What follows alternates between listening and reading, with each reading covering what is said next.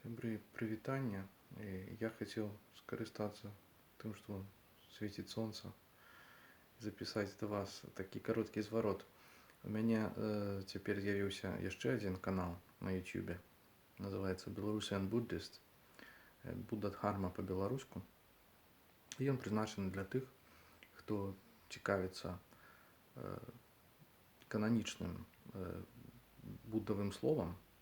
Это значыць найстарэйшымі тэкстамі буддызму, сутрамі, некаторымі спевамі, таксама вершамі з Дхаммапады. І, можа быць, у гэтыя часы яны будуць вам дарэчы. Такая духовная падтрымка, невялічкі трэнінг. Я записываю там толькі аўдыо з такім лёгкім музычным фонам.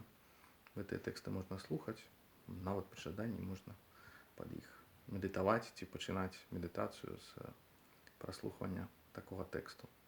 Так што, калі ласка, запрашаю вас, падпісвайцеся на яшчэ адзін мой канал. Усяго добрага.